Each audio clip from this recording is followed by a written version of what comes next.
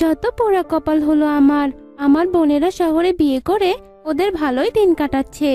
আর এই টোনাকে দেখো, যেদিনে নদীতে মাছ পাবে সেদিন শুধু খাবার জুটবে। এত কষ্ট কি সহ্য করা যায়? আরে গিন্নি, কি হলো আবার তোমার? সকাল সকাল এত বিড়বিড় করে কি কথা বলছো? যাকগে, আমার জালটা দাও তো, মাছ ধরতে যেতে হবে। এরপর টুনি টোনাকে জাল এনে দেয়, আর টোনা জাল নিয়ে নদীতে মাছ ধরতে যায় আর খুশি মনে নদীতে জালটা ফেলে। কিন্তু টোনার জালে কোনো মাছ ওঠে না। দূর, একটা তো মাছও উঠলো না। না, দেখি আরেকবার চেষ্টা করে দেখি। এ কথা বলে টোনা নদীতে আবার জাল ফেলে। এ কি, জালটা তো অনেক ভারী ভারী লাগছে। নিশ্চয়ই বড় কোনো মাছ উঠেছে। আমি বরং সাবধানে জালটা টানি। এরপর টোনা যেমনি জালটা টানতে ধরে তখনই মাঝখান থেকে জালটা ছিঁড়ে যায়। যা, এটা কোনো কাজ হলো? এবার কি হবে? যে করেই হোক, আমাকে তো মাছ ধরতেই হবে। যাই, আমি এখন বরং একটা ছিপ বানাই, ওটা দিয়েই না হয় আজ মাছ ধরবো। এরপর টোনা একটা ছিপ বানায় আর অনেক আশা নিয়ে নদীতে ছিপ ফেলে। আরে টোনা দাদা, তোমার জাল কোথায়? এ কি, তোমার হাতে তো দেখছি ছিপ। তা তুমি কি আজ ছিপ দিয়ে মাছ ধরতে এসেছো নাকি? আর বলো না শালিক, মাছ ধরতে গিয়ে জালটা ছিঁড়ে গেল, তাই এই ছিপটা বানালাম। এই ছিপটা দিয়ে যে মাছগুলো ধরবো সেগুলো নিয়ে বাজারে যাব। তা তুমি তো আজ ভালোই মাছ ধরেছো দেখছি। সে কি আর বলতে টোনা দাদা, আজ আমি অনেক মাছ ধরেছি। অনেক টাকার মাছ বিক্রি করব। আচ্ছা ঠিক আছে, তুমি না হয় মাছ ধরো, আমি বাজারে চললাম। গিয়ে আবার তাড়াতাড়ি বেশি দামে বিক্রি করতে হবে। এ কথা বলে শালিক চলে যায়। এরপর বেশ কিছুক্ষণ সময় কেটে যায়। আহ, বেশ গরম লাগছে। আজ বোধহয় আমি আর মাছ পাবো না। যাই, আজ বরং বাজার থেকে ধারে কিছু বাজার নিয়ে যাব। এরপর টোনা বাজারে চলে যায়। এ কি কালু দাদা, তোমার কাছে তো দেখছি সব শুকনো সবজি। তা এই সবজিগুলো কি দামে বিক্রি করছো কালু দাদা? হ্যাঁ হ্যাঁ টোনা দাদা, আমার কাছে এই শুকনো সবজিগুলো আছে। নিলে নাও, না নিলে তুমি চলে যাও। আর দামের কথা বলছো তো, যা দাম হয় আর অর্ধেকই না হয় দিও, কারণ এগুলো তো শুকনো। সে না হয় দেওয়া যেত, কিন্তু আমার কাছে তো একটা টাকাও নেই। তাই বলছি, সবজিগুলো যদি ধারে দিতে তাহলে অনেক ভালো হতো আর কি। যাক বাবা, অবশেষে আমি এই সবজিগুলো এই টোনা দাদার কাছেই বিক্রি করতে পারছি। এমনিতেই তো এই সবজিগুলো কেউ কিনবে না। ঠিক আছে দাদা, আমি যেহেতু তোমাকে দাদা বলে ডাকি, তাহলে নাও, এই শুকনো সবজিগুলো তুমি নিয়ে যাও। তবে সময় মতো টাকা পরিশোধ করবে কিন্তু, এই বলে দিলাম। তুমি আমায় বড্ড উপকার করলে গো। আমি সময় মতো তোমার ধার মিটিয়ে দেব। এরপর টোনা সেই শুকনো বাজারগুলো নিয়ে হতাশ হয়ে বাড়িতে ফিরে যায়। কই গো গিন্নি, কোথায় গেলে তুমি? তাড়াতাড়ি এদিকে এসো। কি গো? সে কি, তুমি এসে গেছো টোনা? তা বলছি, বাজার কি কিনে এনেছো দেখি? এই নাও বাজার টুনি, তাড়াতাড়ি করে রান্না করো তো, আমার যে অনেক খিদে পেয়েছে। এ কি টোনা, এগুলো তো দেখছি সব শুকনো সবজি। বাজার থেকে তুমি এই পচা শুকনো সবজিগুলো কিনে আনলে? হ্যাঁ, আর এ কি, তোমার হাতে ছিপ কেন? জাল কোথায় টোনা? সে আর বলো না টুনি, আমার যে পোড়া কপাল। দাঁড়াও, তোমাকে সবটা খুলে বলছি। এরপর টোনা টুনিকে সব কথা খুলে বলে। সব কথা শুনে টুনি অনেক রেগে যায়। ঘরে কোনো চাল নেই, আর এখন এসে তুমি আমাকে এগুলো শোনাচ্ছ? কোনো কিছু করার কি কোনো মুরদ আছে বলো তো তোমার? খুব তো বলেছিলে তোমাকে বিয়ে করে এই দিব সেই দিব, সবকিছু দিয়ে ভরিয়ে দেব। কোথায় গেল সেই তোমার বড় বড় কথা? আর এখন সামান্য ভাত খাওয়াতেই পারছো না। আর শোনো, তুমি যদি আমাকে খাওয়াতে না পারো তাহলে আমাকে বাপের বাড়িতে দিয়ে আসো, বুঝলে? যত সব, আমার আর ভালোই লাগে না। এভাবে বলো না গো গিন্নি, একদিন দেখবে সব ঠিক হয়ে যাবে। আজ তুমি এসব দিয়ে চালিয়ে নাও, কাল আমি এর একটা ব্যবস্থা করবই করব। এরপর টুনি শুকনো বাজারগুলো নিয়ে ঘরে চলে যায়। আর এভাবেই রাতটা কেটে সকাল হয়। আর আজও টোনা সেই ছিপটা নিয়ে নদীতে চলে যায়। হে ঈশ্বর, একটু দেখো আমি যেন আজ অনেক মাছ পাই। আজ যেন খালি হাতে ফিরতে না হয়, নইলে যে আমার কপালে দুঃখ আছে। এখন যে এই শিবটাই আমার সম্বল। এ কথা বলে টোনা নদীতে ছিপ ফেলে, আর এবারও ছিপে কোনো মাছ ওঠে না। আশেপাশে পাখিরা সবাই মাছ ধরে নিয়ে সেদিক দিয়েই যাচ্ছিল। এ দেখে টোনার অনেক মন খারাপ হয়। এরপর টোনা নদীতে আবার ছিপ ফেলে, কিন্তু এবার খালি নয়, একটা বড় মাছ ওঠে সেই ছিপে। পেয়েছি পেয়েছি আমি। উপরওয়ালা, তুমি আমার দিকে মুখ তুলে তাকিয়েছো। কদিন পরে আজ আমি একটা বড় মাছ পেলাম। যাই, এটা নিয়ে এখন বাজারে যাই। আমার যে অনেক খুশি লাগছে।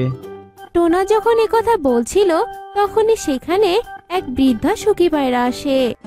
বাবা টোনা, তোমায় একটা কথা বলি বাবা, তুমি কি আমায় সাহায্য করবে? আসলে আমি দুদিন থেকে না খেয়ে আছি তো। দে না বাবা, আমায় কিছু দে না। আমার না বড্ড খিদে পেয়েছে, দে না কিছু বাবা। সে না হয় বুঝলাম বুনিমা, কিন্তু আমার কাছে এই মাছটা ছাড়া তোমাকে দেওয়ার মতো তেমন আর কিছুই নেই মা। তবে না হয় মাছটাই আমাকে দে বাবা, আমি যে খিদের জ্বালা আর সহ্য করতে পারছি না। একটু দয়া কর, মাছটা আমায় দিয়ে দে, আমি বাড়ি নিয়ে যাই। সুখী পায়রার এমন অনুরোধে টোনা আর না করতে পারে না। এরপর টোনা অনেক কষ্টে পাওয়া মাছটা সুখী পায়রাকে দিয়ে দেয়। আর মাছটা নেওয়ার পর সুখী পায়রা তার ঝোলা থেকে একটা মরিচ গাছ বের করে টোনাকে দেয়। এই মরিচ গাছটা নে বাবা, এটা তোর বাসার পাশে রোপণ করবি। এই মরিচ গাছটা সব সময় তোকে ভালো ফল দেবে। এরপর সুখী পায়রা মাছটা নিয়ে সেখান থেকে চলে যায়। আর টোনাও বাসায় গিয়ে টুনিকে সব কথা খুলে বলে। সব শুনে তো টুনি অনেক রেগে যায়। কি বলছো কি? হ্যাঁ, তুমি সামান্য একটা মরিচ গাছের জন্য অত বড় একটা মাছ দিয়ে এসেছো? না, আমি আর পারবো না তোমার সাথে সংসার করতে। আমি কালকেই বাপের বাড়ি চলে যাব। তোমার মতো একটা গাধার সাথে সংসার করে আমার জীবনটাই তেজপাতা হয়ে গেল। এ কথা বলে টুনি রেগে সেখান থেকে চলে যায়। আর টোনা অসহায় হয়ে সেই মরিচের চারাটা বাসার পাশে রোপণ করে। আর সকাল হতেই টোনা বাহিরে এসে দেখে সেই মরিচ গাছটায় একটা বড় সোনার ফুলকপি ধরেছে। এ কি? এ আমি কি দেখছি? মরিচ গাছে সোনার ফুলকপি? এ তো অবাক করা ব্যাপার। গিন্নি, ও গিন্নি, কই গো, তাড়াতাড়ি এদিকে এসো। ওই গো গিন্নি। সে কি, মরিচ গাছে সোনার ফুলকপি? মুখের বুলি হারিয়ে গেল নাকি? দেখো, কালকে মরিচের সেই চারাটা আজকে কত বড় হয়েছে, আর তাতে সোনার ফুলকপিও ধরেছে। আজ থেকে আমাদের আর কোনো অভাব থাকবে না। উপরওয়ালা ওই সুখী পায়রার সাহায্যে আমাদের সব গাছে বসে পেয়ারা চুরি করে খাওয়ার যে মজা, সেটা যে করে সেই বোঝে। আর বাকিরা? রকি তার কথাটুকু শেষ করতে পারে না। এমন সময় সেখানে পেয়ারা গাছের মালিক তোতা চলে আসে। ফাজিল, দুষ্টু পাখি, তুই আমার গাছের সব পেয়ারা নষ্ট করেছিস। আজ তো তোকে আমি মজা দেখিয়েই ছাড়বো। তুমি আমাকে ধরতে পারলেই না মজা দেখাবে? তুমি আমাকে কখনো ধরতেই পারবে না, আর মজাও দেখাতে পারবে না। এই থাম বলছি, থাম। পালিয়ে যাবি কোথায়? থাম বলছি। রকি সেখান থেকে দ্রুত পালিয়ে বান্টির টমেটো বাগানে চলে যায়। আর তোতাও উঠতে উঠতে হাঁপিয়ে যায় আর গাছের ডালে বসে বিশ্রাম নিতে থাকে। শয়তান পাখি, তোকে তো আজ আমি মার খাইয়েই ছাড়বো। আগে একটু বিশ্রাম নিয়ে নেই, তারপর বাকি কাজ করব। তোতা রকির বাড়িতে যাওয়ার জন্য প্রস্তুত হতে থাকে। আর এদিকে রকি বান্টির টমেটো জমিতে গিয়ে মনের সুখে টমেটো খেতে থাকে। আর সেটা বান্টির পোষা প্রজাপতি দেখে ফেলে। এই এই দুষ্টু পচা ছেলে, তুমি এমন করে টমেটোগুলো কেন নষ্ট করছো? বেরিয়ে যাও বলছি এক্ষুনি ক্ষেত থেকে। এই চুপ ছোট্ট প্রজাপতি, একদম কথা বলবি না। যদি আবার কথা বলিস না, তাহলে তোকে আমার পায়ের নিচে পিষে মেরে ফেলবো। হ্যাঁ। প্রজাপতি আর কোনো কথা না বলে সোজা বান্টির কাছে যায়। আর প্রজাপতির মুখে রকির কথা শুনে বান্টি দৌড়ে জমিতে যায়। এদিকে রকি ততক্ষণে সেখান থেকে চলে যায়। বজ্জাত রকি পালিয়েছে। পালিয়ে আর যাবে কোথায়? আপনারা এতক্ষণ ধরে যে রকিকে দেখছেন, সে আসলে মা বাবা মরা একটি ছোট্ট ছানা। ছোটবেলায় রকির বাবা মা হারানোর পরে রকি তার মামা মামির কাছে বড় হয়। তোমরা কি তোমাদের বাড়ির ছেলেকে আমাদের ক্ষতি করার জন্য রেখেছো নাকি? হ্যাঁ, কেন? কি হয়েছে? রকি আবার কি করেছে? রকি আমার সব পেয়ারা নষ্ট করে দিয়েছে। আমার টমেটো জমির সব টমেটো নষ্ট করেছে। এখন যদি তোমরা তোমাদের ছেলেকে শাসন না করো তাহলে আমরা কিন্তু ওকে অনেক মারবো, এই বলে দিলাম। তোমাদের মারতে হবে না, ও আসুক আজকে বাড়িতে, আমি তোমাদের সবার সামনেই ওকে ধরে মারবো। ঠিক তখনই রকি তার বাড়িতে ফিরে আসে। এদিকে টোনা রকিকে কোনো কিছু বলার সুযোগ না দিয়ে মারতে থাকে। মামা, মামা, আমাকে আর মেরো না, আমাকে আর মেরো না মামা, আমার যে খুব লাগছে, আমাকে মেরো না।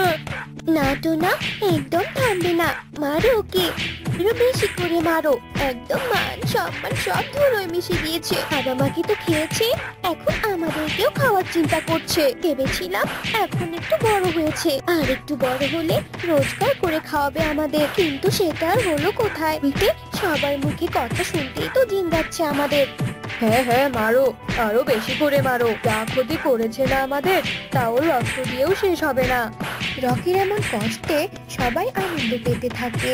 এইসব দেখে রকির অনেক কষ্ট হয়, আর রকি মনে মনে ভাবতে থাকে, সবাই সবাই আমার কষ্ট দেখে এত খুশি হচ্ছে, আমি সবারই খুশি নষ্ট করেই দেব, আমি সব জ্বালিয়ে পুড়িয়ে ছাই করে দেব, আমাকে আর কেউ আটকাতে পারবে না। রকি মনে মনে তার সিদ্ধান্ত নিয়ে নেয়। এদিকে সবাই সেখান থেকে চলে যায়। টোনাটুনিও তাদের নিজেদের ঘরে চলে যায়। আর রকি আর এক মুহূর্ত দেরি না করে মশাল জ্বালিয়ে বান্টি আর তোতার জমিতে চলে যায়, আর তাদের জমিতে আগুন লাগিয়ে দেয়। হায় হায় রে, এই রকি তো আমার পুরো সর্বনাশ করে দিল। একে তো দেখছি এভাবে আর থামানো যাবে না, আমাদের এক্ষুনি রাজার কাছে গিয়ে নালিশ করতে হবে।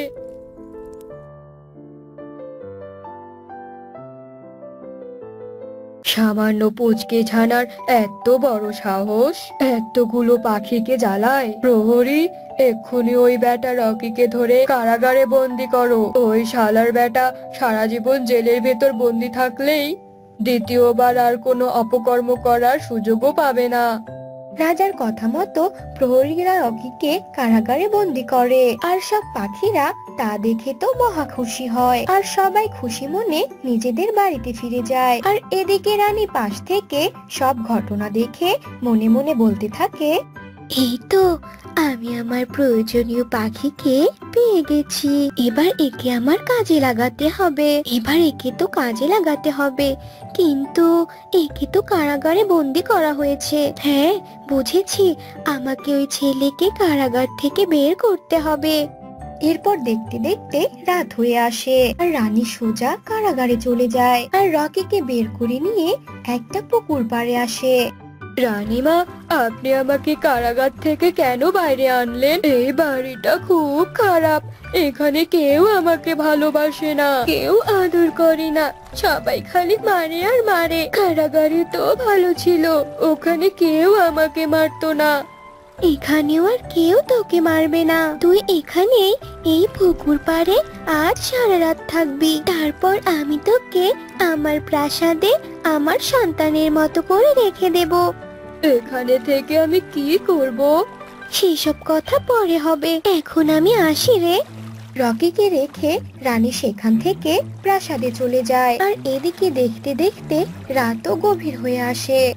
জানি না কেন যে রানীমা আমাকে এখানে রেখে গেল। আচ্ছা, সে যাই হোক, এখানে খোলা আকাশের নিচে একটু বসে থাকি। এ কি, পুকুর থেকে মুরগি উঠে আসছে, আবার অদৃশ্য হয়ে যাচ্ছে। এগুলো আসলে যাচ্ছে কোথায়? এই বেটা, দাঁড়া দাঁড়া বলছি, এই শালার বেটা মুরগি, দাঁড়া বলছি, দাঁড়া। এগুলো তো একটাও দাঁড়াচ্ছে না, তোদের সাথে আমি আর কথাই বলবো না, এবার আমি নাক ডেকে ঘুম দিব। এই বলে রকি গাছের তলায় নাক ডেকে ঘুমিয়ে পড়ে, আর এদিকেও দেখতে দেখতে সকাল হয়ে আসে, আর রানী পুকুর পাড়ে এসে রকিকে বলে, কাল রাতে কারো সাথে দেখা হয়েছিল? হ্যাঁ হ্যাঁ, অনেকগুলো মুরগির সাথে দেখা হয়েছিল, কিন্তু শালার বেটা মুরগিরা কেউই আমার কথাই শোনেনি। ওরা তো তোর কথা শুনবে না, এটা হলো মুরগি দেয়া পুকুর। আমার শ্বশুর আমাকে এই পুকুর উপহার দিয়েছিল, আর তখন থেকে এটা আমার নামে আছে। এই পুকুর থেকে যে মুরগিগুলো বের হয় সেগুলো অনেক দামি মুরগি। আমার তো কোনো সন্তান নেই, তাই আমি চাই এই পুকুরের মালিক আমি তোকে বানাবো। তুই আমার সন্তান হয়ে থাকবি রে। রানীর মুখে এমন কথা শুনে রকি তো কান্না করে দেয়, আর এদিকে কালু কাক পাশ থেকে সব কথা শুনে নেয় আর মনে মনে ভাবে, এত দামি মুরগি তো একদম হাতছাড়া করা যাবে না, আমাকে তো এগুলো নিতেই হবে। এরপর কালু কাক রাতের জন্য অপেক্ষা করে। এদিকে দেখতে দেখতে রাতও হয়ে আসে। রকি পুকুর পাড়ে ঘুমিয়ে পড়ে। এদিকে কালু কাক সেখানে চলে আসে। আরে আরে কালু দাদা, অমন একটা একটা মুরগি দিয়ে কি তোমার পোষাবে বলো? তার থেকে ভালো হবে তুমি পুকুরে নামো আর পুকুর থেকে সব মুরগিগুলো তুলে নিয়ে এসো। হ্যাঁ হ্যাঁ, তুই তো অনেক ভালো কথা বলেছিস রে। বোকা কালু কাক রকির কথা শুনে পুকুরে নেমে পড়ে। এক বনে টুনি তার শাশুড়ি মিনু টুনটুনি আর তার মেয়ে টুকিকে নিয়ে থাকতো। টুনির স্বামী টোনা অনেকদিন আগেই মারা গেছে। তারপর থেকে টুনি আর মিনু মিলে তাদের বাড়ির পাশের এক খণ্ড জমিতে মরিচ চাষ করত। একদিন, মা আমি মরিচ নিয়ে বাজারে যাচ্ছি, আপনি টুকিকে দেখে রাখবেন। আর মা আমি রান্না করে রেখেছি, আপনি আর টুকি সময় মতো খেয়ে নেবেন, কেমন? আচ্ছা ঠিক আছে বৌমা, তবে তুমি সাবধানে যেও। এরপর টুনি মরিচের ঝুড়ি নিয়ে উঠতে থাকে, আর যেতে যেতে পথে কালো কাকের সঙ্গে টুনির দেখা হয়ে যায়। কি গো সুন্দরী, মরিচ নিয়ে বুঝি বাজারে যাচ্ছ? কেন কালু দাদা, তুমি কি কানা, চোখে কি দেখতে পাও না? এখন আমার পথ ছাড়ো তো, আমার দেরি হয়ে যাচ্ছে। আহা সুন্দরী, এত ডামাক দেখাচ্ছ কেন? আমি তো দেখছি মরিচ বিক্রি করতে করতে ঝালকন্যা হয়ে গেছো। আমার সাথে একদিন প্রেম করে দেখোই না, আমি ঝালকন্যা থেকে তোমাকে মিষ্টি কন্যা বানিয়ে দেবো। ছি কালু দাদা, ছি, তুমি এসব কি বলছো? তুমি কি পাগল হয়ে গেছো নাকি? হ্যাঁ গো সুন্দরী, আমি তোমার প্রেমে পাগল হয়ে গেছি। চলো না গো টুনি, আমরা দুজন বিয়ে করে কল্পনার জগতে হারিয়ে যাই। চুপ কর শয়তান, বেয়াদব মাতাল কোথাকার। তোর মতো মাতালকে কে বিয়ে করবে? হ্যাঁ, এখন আমার পথ ছাড়তো তুই? কি বললি তুই? আমি মাতাল? তোর এত বড় সাহস!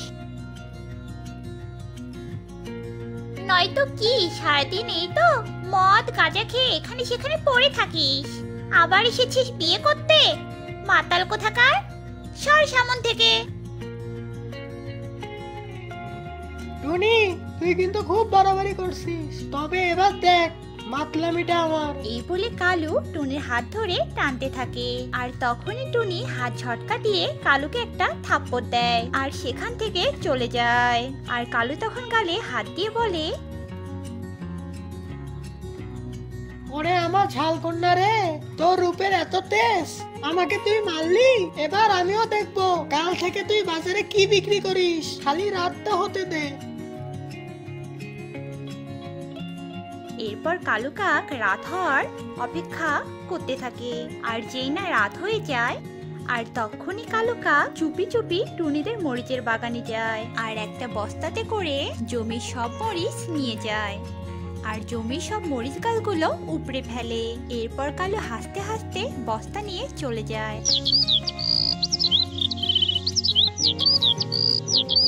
এরপর সকালে মিনু আর টুনটুনি তাদের জমি বাড়িতে গিয়ে একেবারে হতাশ হয়ে যায়। আরে আরে, এটা কি হয়ে গেল? মা, আমাদের জমির মরিচ গাছগুলো কি এভাবে উপড়ে ফেলে দিয়েছে, আর মরিচ গাছগুলোতে তো কোনো মরিচও নেই। হায় ঈশ্বর, তুমি এটা কি করলে? এই মরিচের গাছগুলো যে আমাদের একমাত্র বেঁচে থাকার অবলম্বন ছিল। আর সেটাই তুমি কেড়ে নিলে ঈশ্বর। বৌমা, এখন তাহলে আমরা কি খাবো আর কিভাবে বা আমাদের সংসার চালাবো বৌমা? জানি না মা, কিচ্ছু জানি না, কিচ্ছু জানি না আমি। তবে মা আপনি চিন্তা করবেন না, আগে যেভাবে আমি সংসারের হাল ধরেছিলাম এখন সেভাবেই আমি আমার সংসারের হাল ধরবো মা। এখন বাড়ি চলুন মা, সব ঠিক হয়ে যাবে, ঈশ্বর আছে তো, বলুন। এরপর দুই শাশুড়ি বৌমা হতাশা নিয়ে বাড়িতে চলে আসে। এরপর থেকে টুনির পরিবারে করুণ দুর্দশা নেমে আসে। ওদের খাবার মতো কিচ্ছু থাকে না। এদিকে টুকি খাবারের জন্য অনেক কান্না করতে থাকে। তখন টুনি বাধ্য হয়ে খাবারের খোঁজে বাইরে চলে আসে। টুনি বনের কোনো পাখির বাসাতেই কাজ পায় না। তখন টুনি বাজারের দিকেই যেতে থাকে, আর অনেক খোঁজাখুঁজির পর টুনি বাজারে একটি হোটেলে কাজ পায়। এরপর টুনি সেখানে সারাদিন কাজ করে, আর বিকালে কাজ শেষে টুনি কিছু খাবার পায়। আর সেসব খাবার নিয়ে টুনি বাড়ির দিকে যেতে থাকে। আর হঠাৎই বৃদ্ধ রাজু টোনা চলে আসে। আর রাজু টোনা বলে, মারে, তোর হাতে বুঝি খাবার? মারে, আমাকে কিছু খাবার দে না রে মা। বাড়িতে আমার অসুস্থ স্ত্রী রয়েছে, তার জন্য আমি এখনো কোনো খাবারের ব্যবস্থা করতে পারলাম না রে মা। দয়া করে তুই একটু খাবার দে রে মা। না খেতে পেলে আমার স্ত্রী আরো বেশি অসুস্থ হয়ে পড়বে রে মা। বৃদ্ধ রাজু টোনার কথা শুনে টুনির মনে অনেক মায়া হয়। তখন টুনি নিজের খাবারের থেকে অর্ধেক খাবার বৃদ্ধা রাজুকে দিয়ে দেয়।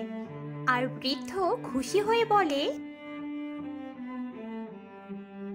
সত্যি রে মা, তোর মনটা অনেক ভালো, ঈশ্বর তোর মঙ্গল করুক। তবে মা, তুই আমাকে খাবার দিয়ে উপকার করলি। তবে নে কিছু বীজ। এইগুলো কিসের বীজ আমি তা জানি না, আমাকে এক তান্ত্রিক বাবা দিয়েছিল। তুই এগুলো নিয়ে যা রে মা। যদি তোর কোনো উপকারে আসে তাহলে আমি শান্তি পাবো রে মা। তবে ঠিক আছে মেশো, তবে তুমি সাবধানে বাড়িতে যেও, ঠিক আছে? তবে আমি আসি। এরপর টুনি বৃদ্ধ দেওয়া বীজগুলো নিয়ে বাড়িতে ফিরে যায়। আর বাকি খাবারগুলো তিনজনই মিলে ভাগ করে খায়। খাওয়া শেষে মিনু বলে,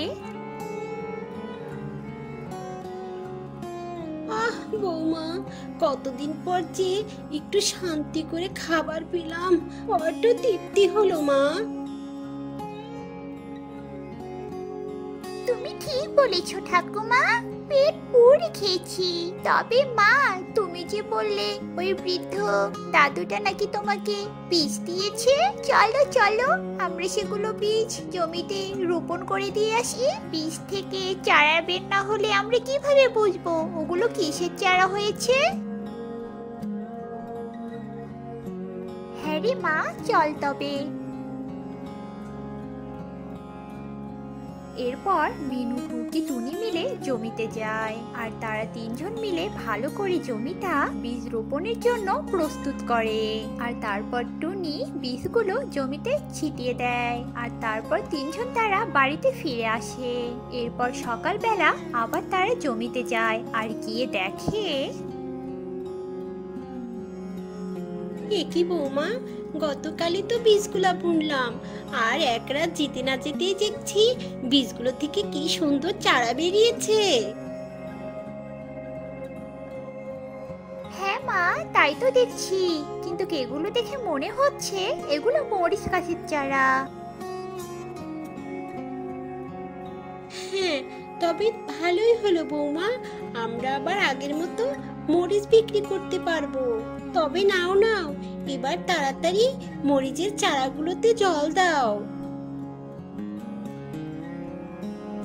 এরপর মিনু আর টুকি মিলে বালতিতে করে জল নিয়ে আসে আর টুনি চারাগুলোতে জল দিতে থাকে। এভাবেই দিনরাত তারা চারাগুলোর যত্ন করতে থাকে। এভাবেই বেশ কয়েকদিন কেটে যায়। এরপর মিনু, টুকি, টুনি মিলে তাদের জমিতে যায় মরিচের ফলন দেখতে, কিন্তু জমিতে গিয়ে তো তারা অবাক হয়ে যায়। কি বৌমা, এ আমি কি দেখছি? মরিচের গাছে মরিচ না ধরে ফুলকপি ধরেছে, তাও আবার গোলাপি রঙের। আমি কি স্বপ্ন দেখছি নাকি বৌমা? ও ঠাকুমা, তুমি এই দিন দুপুরে কিভাবে স্বপ্ন দেখবে গো? তুমি সত্যি দেখছো মরিচ গাছে গোলাপি ফুলকপি ধরেছে? আমি তো ওটাই দেখছি। আমার দেখে তো ভারী মজা লাগছে। উফ, কি সুন্দর! কি সুন্দর দেখতে!